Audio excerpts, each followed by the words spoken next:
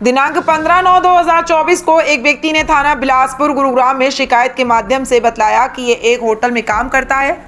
दिनांक 10/9/2024 को इनके होटल के नंबर पर किसी ने फोन करके अपना परिचय कौशल चौधरी तथा अमित डागा गिरोह के सदस्य के रूप में कराते हुए 2 करोड़ रुपए की फिरौती मांगी तथा फिरौती नहीं देने पर होटल पर फायरिंग करने की धमकी दी।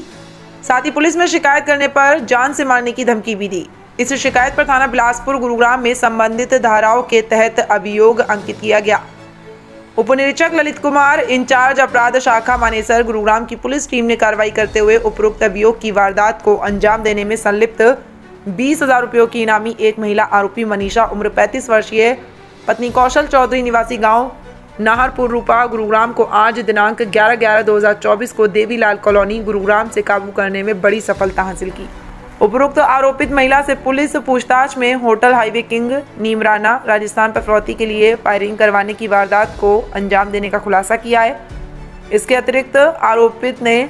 मानेसर घाटी में पुलिस मुठभेड़ में पकड़े गए 4 आरोपियों को तथा सेक्टर 29 गुरुग्राम के क्षेत्र से पकड़े गए एक व्यक्ति को अवैध हथियार उपलब्ध कराने का भी खुलासा किया।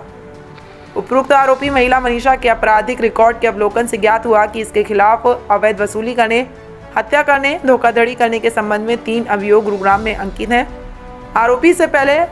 भोड़सी जेल गुरुग्राम तथा होशियारपुर पंजाब जेल में भी रह चुकी है। दिनों से जैसे 23/13 एक केस नंबर थी जो खानसा मंडी में एक्सटॉर्शन का केस रजिस्टर्ड हुआ था, उसमें इसको अरेस्ट करा गया था। उसके बाद जब से ये बेल पे आई है, निरंतर इस तरीके की घटनाक्रमों में संलिप्त है। तो इन्होंने सुनियोजित तरीके से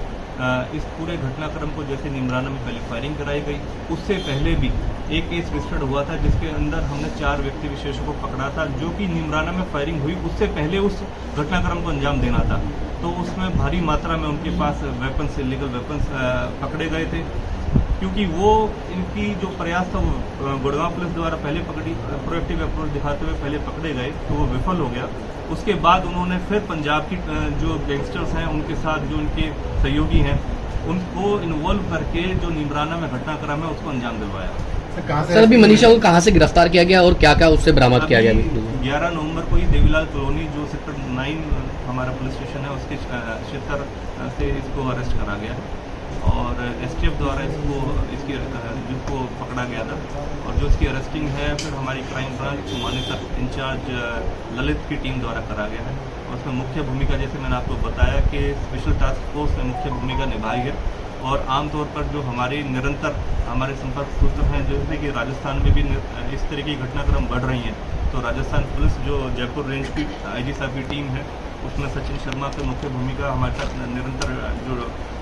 डिटेल्स शेयर करते रहे हैं। हमारे जो ललित इंचार्ज हैं निरंतर इस गैंग के ऊपर काम कर रहे हैं।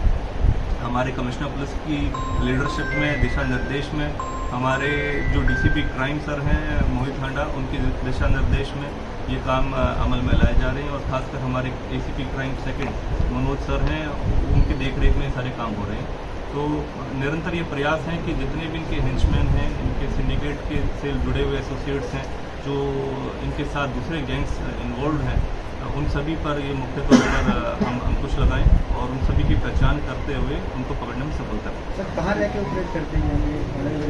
काफ़ी समय से तो ये, क्योंकि जब ये बेल आउट हुई थी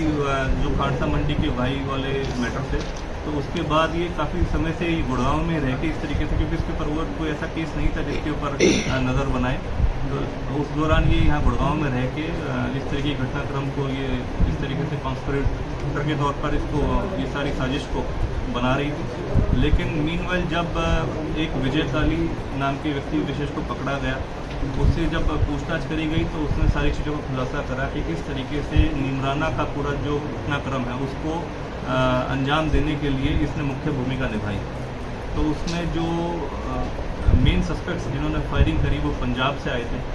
और किस तरीके से वेपन्स उन तक पहुँचे और किस तरीके भारी मात्रा में वेपन्स और एम्यूनिशन उन तक पहुँचाया गया, कितने लोकल लॉजिस्टिक्स में जो सप्लायर्स से या इस तरीके के अन्य शूटर्स जो निरंतर तौर पर बार बार इस तरीके की घटनाक्रम को अंजाम देने का प्रयास कर रहे थे। तो उन सभी को अगर एज ए होल देखा जाए तो पता चलता है कि मनीषा एक मुख्य धारा में जो कौशल गैंग को ऑपरेट करने की और रिवाइव करने की कोशिश कर रही है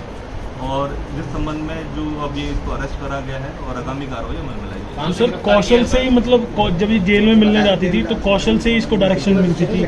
देखिए, क्योंकि अभी प्राथमिक तौर पर जल्दबाजी होगी सारी बातें कहना।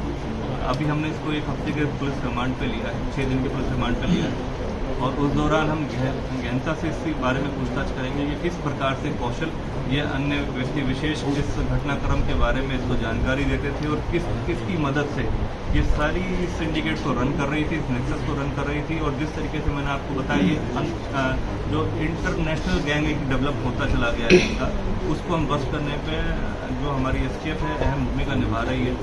और जल्द से जल्द जितने भी हेंचमैन हैं इनके, जितने भी एसोसिएट्स हैं, उनको पकड़ने में हम निरंतर अपना प्रयास कर रहे हैं। जो व्यक्ति विशेष किसी भी माध्यम से इनको किसी भी प्रकार से अगर सपोर्ट कर रहा है तो उसको ज़रूर हम पकड़ने की कोशिश करेंगे और जल्द से जल्द नियमानुसार कार्रवाई में लाएंगे।